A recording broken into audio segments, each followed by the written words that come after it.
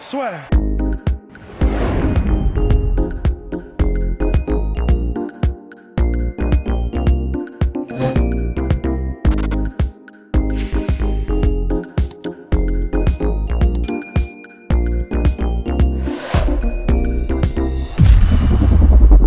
Bonjour à toutes et à tous, bienvenue dans le podcast La Soirée avec Monsieur Benoît Saint-Denis. Bon bah voilà, on était déjà venu au Venom Training Camp et là, on se rencontre en vrai finalement. Enfin en vrai, en distanciel, donc on est à quelques jours de ton combat. Merci Benoît de nous accorder cette interview.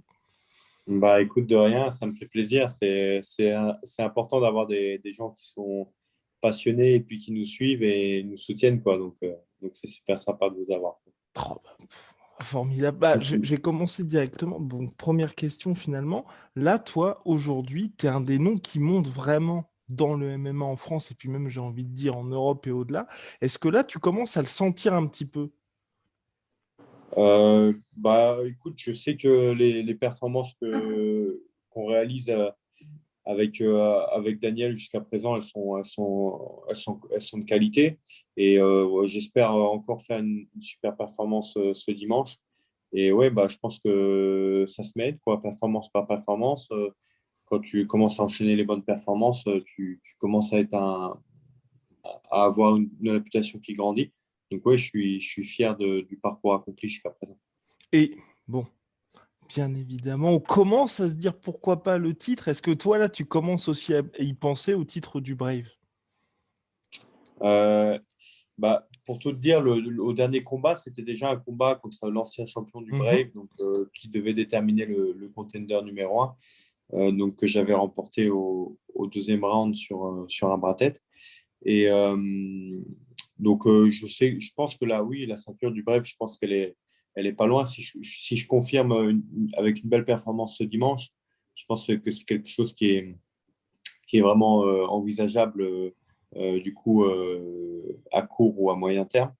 Mais là, je suis vraiment focus sur ce fight parce que euh, en fait, c'est toujours il y a des fights, il faut arriver à être excité pour n'importe quel combat, pour vraiment donner une belle performance, peu importe l'adversaire. Et donc, je respecte mon adversaire, je suis content qu'il ait accepté. Et je suis content d'avoir un combat parce que malheureusement, le combat qui devait se faire avec Eldar pour la ceinture a été un petit peu repoussé. Donc, bah, j'espère prouver que j'ai mérité cette place de contender et puis par la suite, pourquoi pas ouais, pouvoir aller ravir le titre à Eldar, ça serait super. Tu te mouilles pas trop pour la suite, en tout cas, mais est-ce que t'imagines, je sais pas moi, enfin, une date pour un retour potentiel? Est-ce que tu as déjà un plan assez clairement défini? Parce que la mine de rien, avec ton bilan d'invaincu, 7-0, tu commences à faire un petit peu de bruit. Est-ce que là, soit tu penses à l'UFC, tu penses à une autre organisation, ou tu es vraiment combat par combat? Alors en fait, ouais, tu as toujours des objectifs à court terme et à long terme. Et en fait, oui, à long terme, je pense que le rêve de tout combattant, c'est de prendre des ceintures dans les plus grosses orgas. La plus grosse, c'est l'UFC. Donc, à long terme, entrer dans l'UFC, euh, j'espère un jour rentrer à l'UFC et puis tout déboîter là-bas, quoi. Ça serait vraiment, je pense que c'est l'objectif de tout combattant qui veut faire une longue et prolifique carrière. Mais là, en fait, comme je suis très, très proche du combat, c'est vrai que j'ai du mal à me projeter parce que là, je suis vraiment focus sur ce combat du dimanche parce que on en approche vraiment là. Donc, je commence à sentir un petit peu et demain, c'est le cutting. Enfin, même si j'ai pas énormément à côté, c'est le cutting, entre guillemets, c'est la journée où tu perds ton poids. Et samedi, la pesée et le face-off, donc ça va arriver très vite. Et bon, t'as dit un jour t'aimerais bien aller à l'UFC. Ça fait pas longtemps que mine de rien que t'as débuté chez les professionnels, en tout cas en MMA. Est-ce que là, toi, ça commence à devenir, j'ai envie de dire, une réalité dans le sens où tu t'entraînes au Venom Training Camp, t'as la chance de bénéficier d'une grosse infrastructure. T'as Daniel Warren qui est ton coach, donc qui lui aussi a une énorme expérience au plus haut niveau, donc à savoir quand même avec des champions UFC. Est-ce que là, aujourd'hui, vous avez déjà des discussions? Est-ce que tu arrives à te placer par rapport au top mondial? Tu sais, quand tu regardes soit le classement welterweight, ou soit toi, par rapport, quand tu fais des sparring et tout, tu te dis, est-ce qu'il me manque quelque chose par rapport aux combattants UFC? Est-ce que justement, c'est ce qui fait que tu te dis, j'aimerais bien y aller en un jour parce que soit tu connais ton niveau et tu te dis, il me faut encore 2 3 ans, ou alors c'est juste que tu es prudent? Non, en fait, l'UFC, c'est une organe comme une autre. Après, il faut le prendre comme ça, hein, les fighters qui y a à l'UFC. Là, le dernier combattant que j'ai pris, il avait des victoires sur pas mal de vétérans à l'UFC. Il avait 15 victoires, 12 par KO, 4 défaites. Donc, Mhm. c'était un mec qui était bien coté, un Brésilien qui a affronté plusieurs gars de l'UFC et qu'on a battu certains. Non, non, non, en fait, et j'ai eu l'occasion de faire des camps d'entraînement avec des mecs de l'UFC, d'ailleurs, j'ai un Italien qui m'avait appelé, Alessio Di Chikiro, pour l'aider à préparer un gaucher, qui est un point moyen à l'UFC. Donc, je me suis déjà testé avec des sparring de très haute qualité. À la BTT, j'ai eu l'occasion de me tester aussi avec des mecs de qualité, des mecs comme Carla Moussou, Mhm. Amin Ayoub, qui est aussi un bon calibre, Fares, des mecs très solides. Donc, euh, réellement, je pense que le niveau de l'UFC, euh, il monte au fur et à mesure que tu montes dans les rankings, mais c'est quelque chose qui est, oui, que moi, réellement, j'envisage et je pense que le niveau, il est atteignable. Après, comme je te disais, c'est toujours difficile de parler de ça quand tu es si proche d'un combat. Là, je me dis, voilà, là, je prends un gars, il faut que je le déboîte parce que sinon, on ne pourra plus avoir cette discussion, en tout cas pas tout de suite, quoi. Donc, le but, là, ça va être vraiment de, de, de vraiment de faire une super prestation dimanche, une grosse guerre comme j'aime bien faire, et puis d'en sortir vainqueur. Et après, bien sûr, je pense que oui, le palmarès, au fur et à mesure, effectivement, je suis invaincu, mais j'ai aussi que des finishes. Donc ça, c'est quelque chose qui est intéressant aussi, qui est recherché. Donc j'espère que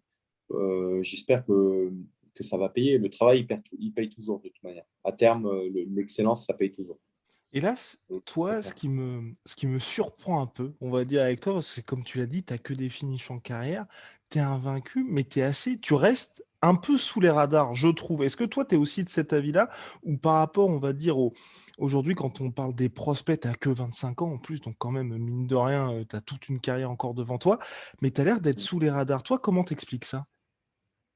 Euh, Peut-être parce que la médiatisation autour de la salle, le Venom Training Camp, effectivement, c'est une grosse infrastructure, mais la team professionnelle, Daniel, il aime beaucoup travailler sur du qualitatif, mais Mhm, effectivement, il n'y a pas beaucoup de pros, quoi. On est entre 5 et 10 pros, et il y a vraiment 3 4 pros dont Daniel s'occupe à temps plein mhm, et qu'il est en train de faire monter petit à petit.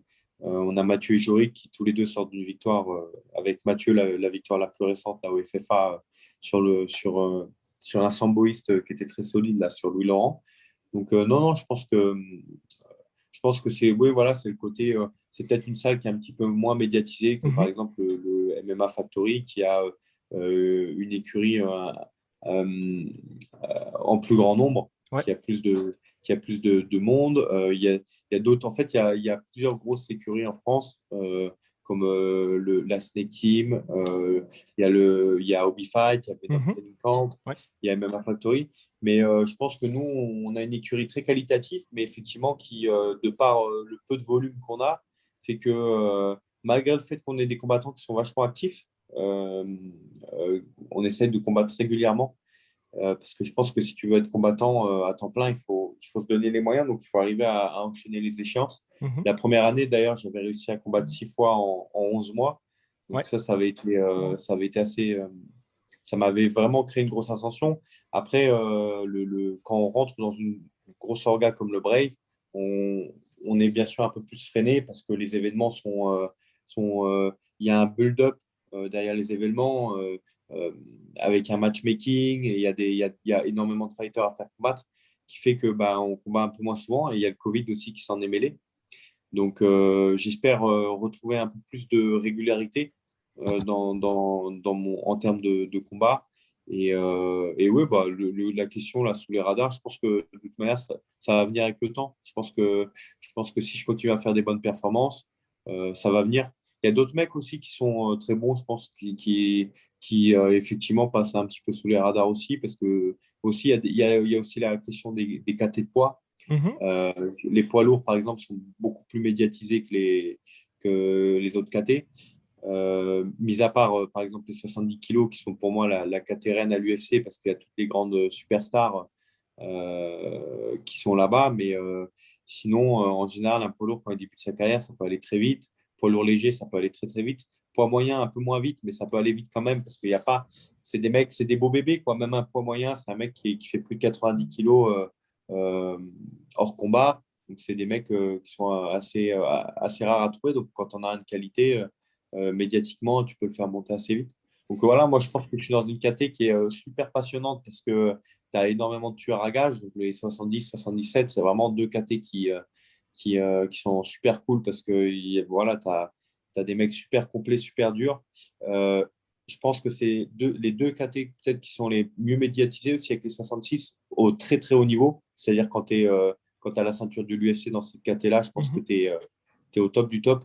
Mais par contre, pour se faire connaître, ouais, il faut beaucoup, beaucoup de fights. Et pour rentrer dans les gros circuits, il faut enchaîner des victoires. Je pense qu'il faut des gros palmarès pour arriver à rentrer dans ces petites catés-là, dans des orgas comme l'UFC ou d'autres grosses orgas, quoi. Mhm. Et comment tu juges, toi, plus globalement, on va dire, le Brave en tant qu'organisation? Est-ce que toi, aujourd'hui, tu trouves que c'est une organisation passerelle vers ensuite d'autres ambitions, que ce soit UFC ou Bellator, ou une organisation où tu te vois, toi, potentiellement continuer encore longtemps? Moi j'étais super content que le Brave me contacte après mon quatrième combat Mhm. parce que c'était vraiment passer à autre chose. J'ai quand même vu la différence entre mes quatre mes fights et le Brave, qui est une orga qui est gérée, on va dire, qui a une gestion des fighters et de la logistique qui est pas très loin de celle de l'UFC en termes de logistique pure, même si, bien sûr, les salaires et tout, on est sur un orga, je pense, comparé à l'UFC, qui est intermédiaire, effectivement. Mhm. Mais en termes de visibilité et tout, on est dans un orga du top 10 mondial.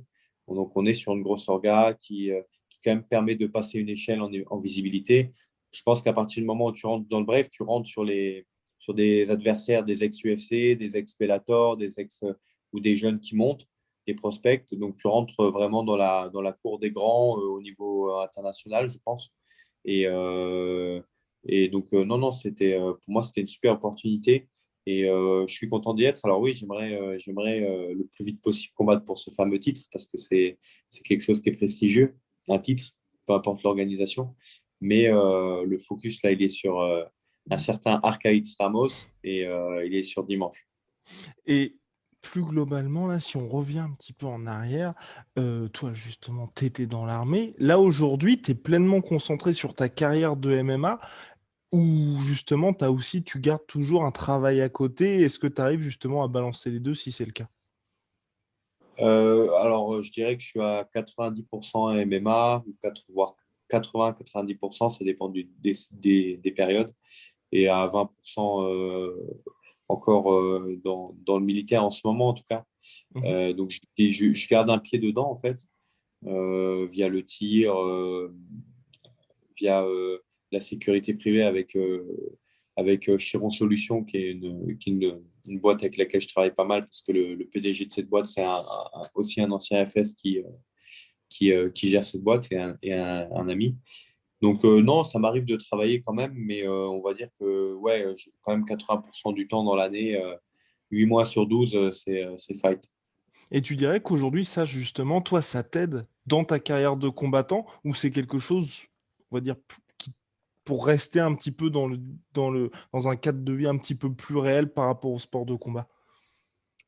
Bah, déjà, c'est un truc que j'ai beaucoup aimé, Mhm. parce que moi, j'aime bien le métier des armes en général, pas que le à main nue, le MMA, quoi, parce que le MMA, pour moi, c'est c'est le roi des sports de combat, quoi. Mais ouais, il y a aussi l'aspect armement que j'ai appris à aimer et à aborder quand j'étais dans les forces spéciales au premier PMA. Donc, non, je garde un pied dedans parce que c'est quelque chose qui me plaît toujours autant et qui est intéressant. Effectivement, ça permet de garder aussi ouais, les pieds sur terre de temps en temps. Et ça m'a beaucoup apporté, je pense, d'avoir fait 5 ans là-bas. Je m'étais engagé tout jeune. Ça m'a donné une certaine maturité, un certain recul sur de la patience, je pense, et un certain recul sur la gestion d'une carrière. Parce que c'est vrai que la patience, c'est quelque chose dont il faut s'armer quand on est combattant. Parce Mhm. que tout se déroule pas toujours comme prévu et les échéances, elles sont pas faites à ta mesure. C'est à toi de t'adapter. Donc, il faut faire avec. Et hop là, je me repositionne. Et donc là, pour la suite, toi, t'es donc là en welterweight, tu as parlé potentiellement de la catégorie des 70 kilos. Est-ce que toi, c'est quelque chose là où tu en discutes avec ton coach et où vous êtes en train de vous dire plus les échanges vont monter et plus la compétition va être importante et donc pourquoi pas avoir un avantage, on va dire, en taille, ou c'est plus quelque chose où là, toi, tu te dis pourquoi pas essayer d'évoluer dans les deux catégories en simultané? Non, c'est au niveau du poids, en fait, je me suis rendu compte parce que j'ai tourné avec des welterweight de l'UFC, Voilà. Mhm. des mecs comme Khamzat Chimaev qui sont autour de 90 kilos hors saison. Mhm. Donc, en fait, je me rends compte qu'à 80 kilos, c'est pas ma caté au Ouais. très très haut niveau, quoi. Top 15. Donc, oui, il y aura des sacrifices à faire pour faire 70, mais c'est quelque chose qui est faisable. Là, je suis d'ores et déjà dans une caté au Brave, qui est une caté dont ils ont beaucoup parlé à l'UFC, mais qui s'est finalement pas faite, les super lightweight, donc qui est la caté des 74 kilos 800. Et donc, c'est encore la caté dans laquelle je vais combattre ce dimanche. Et donc là, ça va faire le troisième combat que je fais dans cette catégorie de poids. Et c'est un poids que je fais, on va dire, assez aisément encore. Mhm. Donc je pense que lightweight, ça sera envisageable. Ouais, Mais par contre, ouais, il y aura ça va être dur ça va être un vrai cutting, mais je pense que c'est envisageable. Et tu t'es posé la Euh, question. Vas-y, pardon, vas-y. Non, non, non, vas-y, Ah je oui, t'en prie. et est-ce qu'à l'inverse, tu t'es posé la question de te dire pourquoi pas prendre aussi du poids pour être un vrai 77? Parce que je pense que ça peut être, enfin, bon, je me mets à ta place, hein, mais peut-être que tu n'as pas du tout eu cette réflexion-là de te dire, bah, t'es, t'es à cheval finalement entre deux catégories, et en plus là, tu as le bénéfice de l'expérience, là où tu te dis, ça marche, je n'ai que des finishes. Bah écoute, oui, c'est un truc. Moi, je suis pas contre rentrer en fait. Enfin, je suis pas contre des combats en welterweight. Juste effectivement, welterweight, je le vois plus, pour le moment en tout cas, je le vois plus comme des opportunités de short notice Mhm. que comme une opportunité de fight à très haut niveau. Après, si avec le temps, je vois que je prends du poids et tout, oui, c'est peut-être quelque chose qu'on repensera. Parce que c'est vrai qu'avec l'âge, on peut prendre, il y a des combattants qui prennent du poids, d'autres non, ça dépend de pas mal de paramètres. Mais non, je suis ouvert pour l'instant, mais les deux KT pour l'instant auxquels j'ai un peu goûté, c'est sur lightweight, super lightweight et welterweight. Mhm. Pour l'instant, c'est les trois KT qui me paraissent faisables en termes de poids. Donc, non, non, je suis pas fermé au welterweight. Et est-ce que pour quelqu'un comme toi qui justement aujourd'hui cut pas énormément, le cutting est une appréhension dans cette perspective d'évoluer durablement en 70 kilos et où tu te dis bah c'est un moment qui va pas être agréable à passer et encore moins que maintenant finalement. Alors, j'ai voulu me tester, je l'ai fait au dernier combat. Je m'étais testé un petit peu, j'avais pas fait trop de régime ni Ok. rien. Donc, j'avais testé un peu pour voir comment ça se passe, la perte de flotte. Donc, ça s'était bien passé. J'avais perdu, je crois, 4 kilos à peu près de flotte. Donc, j'ai vu que 4 kilos, ça allait. C'était pour un peu me rendre compte. Mhm. Donc, oui, c'est pas quelque chose qui est agréable, hein, c'est quelque chose qui est agréable pour personne. Mais voilà, c'est un sacrifice qu'il faut être prêt à faire à un certain niveau. Je pense que par respect pour l'adversaire, c'est un sacrifice qu'il faut être prêt à faire. Après, bien sûr, c'est à double tranchant, il faut bien le faire. Et il y a beaucoup de jeunes, des fois, qui se loupent et tout. Il vaut mieux être à 100% dans une catégorie au-dessus qu'être à 80% dans la catégorie du dessous, ça c'est sûr et certain. Après, si tu peux être à 95% dans le juste milieu, c'est parfait. Mhm. Et quand tu vois les, les Hamza Chimaev, comme tu as mentionné, qui sont à 90 kilos quand ils sont hors période de combat, est-ce que ça, toi, tu trouves que c'est quelque chose de normal, on va dire, pour le sport, ou toi, tu préfères justement être proche de ton poids de combat en période off? Bah, en fait, c'est vrai que le cutting, c'est quelque chose qui détruit un peu les corps et les Mhm. organismes. Donc, je ne sais pas quand est-ce qu'ils arriveront à trouver un système intelligent pour limiter les dégâts que ça cause. Parce que c'est vrai que ce n'est pas quelque chose qui est agréable, ce n'est pas quelque chose qui est très bon pour la santé. C'est quelque chose qu'on fait à un niveau professionnel, à un certain niveau.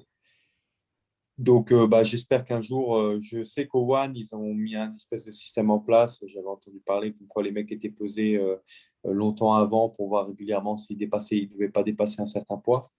Donc, ouais, j'aimerais bien qu'ils trouvent peut-être un jour une solution de manière à ce que on soit plus sur une diète et Mhm. une très légère déshydratation que sur vraiment ce processus de chemin de croix un peu du cutting actuel qui est vraiment pas agréable et qui, pour certains athlètes, est vraiment dur parce qu'il y a certains athlètes qui sont un peu entre deux catés. Khamzat, par exemple, c'est un peu le cas parce qu'il 84, il se sent bien aussi, il n'est pas Mhm. trop léger non plus, mais il est capable de faire 77. Alors peut-être qu'il se dit, il se demande s'il n'est pas trop léger, peut-être par rapport à un Paulo Costa ou à un Luc Rockhold ou un mec comme ça. Voilà, c'est un des mauvais trucs du MMA, c'est vraiment ces pertes de poids et ces pesées. C'est vrai qu'un jour, si un jour ça s'améliore, ça serait une bonne chose. Ouais. Et donc toi, tu t'es engagé très jeune dans l'armée, tu es ensuite passé au MMA par rapport à énormément... Tu es dans une catégorie en plus, enfin, dans des catégories de poids où il y a énormément de monde et où justement, par rapport aux catégories, on va dire light heavyweight et heavyweight, c'est moins ouvert, mais pourtant, tu as fait une entrée fracassante dans le monde professionnel. Comment t'expliques ton succès plus globalement et cette ascension assez fulgurante par rapport à pas mal d'autres athlètes ou combattants qui, eux, font ce sport-là depuis des années et des années? En fait, je pense que ça a été vraiment un truc de passionné, en fait. D'accord? C'est-à-dire que moi, j'ai repris les sports de combat en 2017 Mhm. et en fait, j'avais fait du judo quand j'étais gosse, de 10 à 16 ans. J'avais eu ma ceinture noire. J'avais arrêté parce que j'avais arrêté parce que je voulais m'engager dans l'armée. Le judo, ça casse pas mal, tu chopes pas mal de petites blessures. Et puis, j'étais dans un club qui était un compétiteur, mais un peu à la. En fait, c'était pas un sport-études, mais c'était un peu particulier. Et du coup, je me suis consacré sur la préparation pour les forces spéciales. Du coup, j'ai fait mon petit parcours dedans et à l'issue, en fait, en 2017, je crois que j'ai rentré du Mali et je me suis vraiment j'ai commencé le jiu-jitsu brésilien chez Christophe Savoca, qui d'ailleurs va me coacher ce week-end en sol, qui est mon coach de sol, mon premier coach de jiu-jitsu brésilien. Et en fait, rapidement, je me suis passionné par ce sport. Très rapidement, j'ai fait une compétition en blanche. Enfin, quand tu es ceinture noire de judo, forcément, tu as de grosses bases. Donc, rapidement, j'ai gagné des compétitions, passé des grades. Et après, je me suis intéressé au pied-point un peu après. Et pareil, je me suis pris au jeu. J'avais dans la salle notamment Stéphane Susperigui, Mhm. qui est un combattant qui est au Glory Du Glory, ouais. en 95, qui est super fort, du coup, qui m'a mis mes premières raclées en pied-point à l'époque quand je commençais. Et, euh, et en fait, du coup, j'étais vraiment super content de bosser avec des mecs de qualité comme ça. Donc, j'ai eu un apprentissage qui a été rapide. En fait, 2010 fin 2018, enfin mi-2018, j'ai passé des sélections où je me suis dit, tiens, j'aime bien le sol, j'aime bien le pied-point, pourquoi pas mixer? Ça s'appelle le MMA. Et du coup, mon coach de sol m'a parlé de sélection au Venom Training Camp. À l'époque, il y avait des sélections pour la Ouais. Team Pro. Mhm. Je les avais passées. Comme j'étais encore en contrat avec l'armée, Daniel m'a pris, mais il m'a dit finis ton contrat et rejoins-nous après, on te prend dans l'équipe. Et du coup, je suis arrivé en janvier 2019 Là, j'ai réellement commencé le MMA en janvier 2019 avec Daniel Wara. Et au bout d'un mois, j'ai fait mon premier combat pro, sachant que j'avais déjà 3-4 mois de pancrace dans les pattes parce que j'avais commencé à m'entraîner en pancrace au club où il y avait le pied-point. Mais vraiment, le MMA, oui, avec le frappe au sol et, et toute les vis et ce que ça présente, j'ai vraiment commencé en 2019 avec Daniel Duc. Et à ce Fin moment, 2019. et dès ce moment-là, c'est là que enfin, t'as tout investi vers le MMA dans le sens, tu t'es dit, je vais pas avoir entre guillemets de plan B, mais ça va devenir mon métier aussi à ce moment-là. En fait, ouais, ça s'est fait. En fait, j'ai fait les sélections. Il y avait des mecs durs comme Ilyes Giroud, Mhm, Alioune, il y avait Jory qui avait enfin, des mecs solides et je me débrouillais bien. Donc, je me suis dit, bah écoute, c'est un truc que j'aime. Je vais tenter l'aventure. J'ai tenté l'aventure. À l'époque, à l'époque, je n'étais pas fiancé. Mais bon, je me suis dit, je tente l'aventure et j'étais tout seul. Je me suis pris un appart de location à Paris.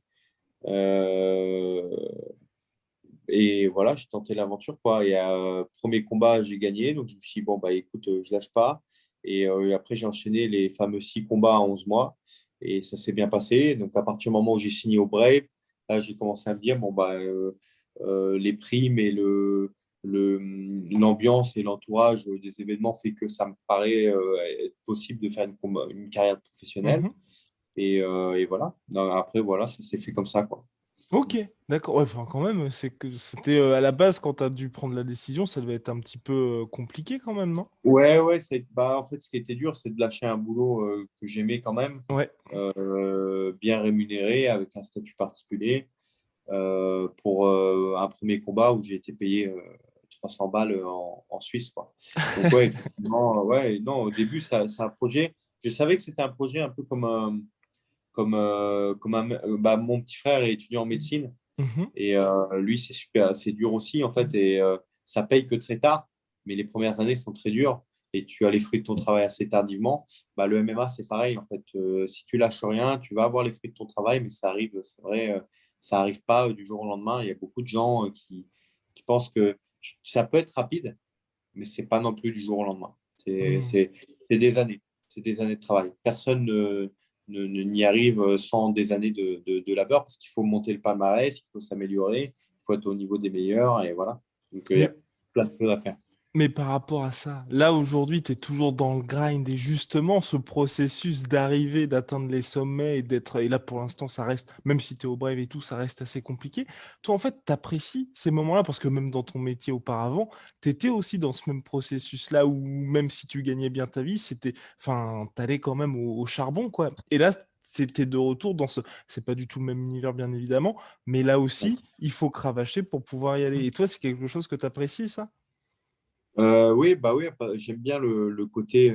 En fait, ouais, ça prend beaucoup de ton temps, mais c'est un travail qui est passionnant. Donc, en fait, si j'aime beaucoup ce côté-là de travailler dur pour gagner peu au début, mais au fur et à mesure du temps, c'est l'inverse qui se passe de plus en plus, quoi. Donc, non, non, ouais, c'est vrai que c'est.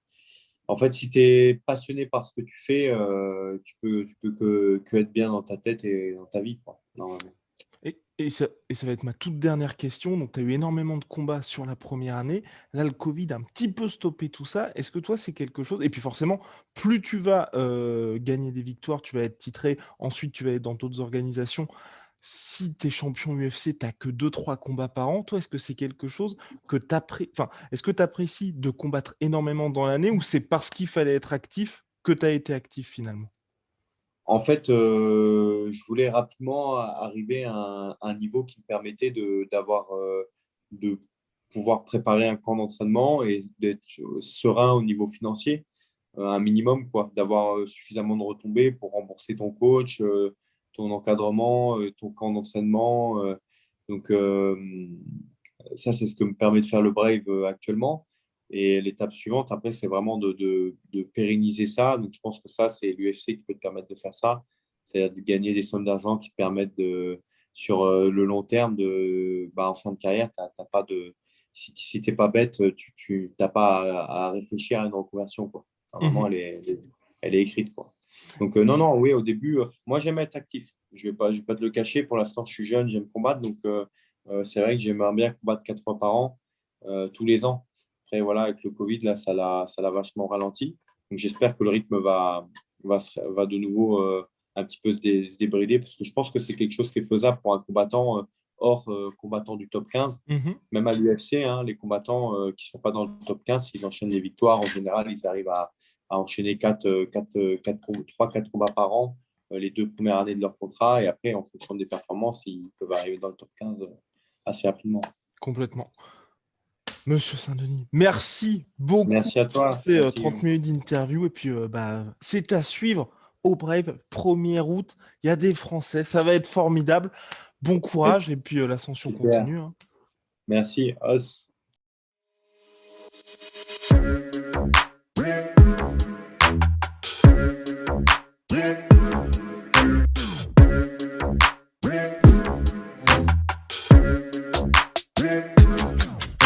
On pourrait trop me payer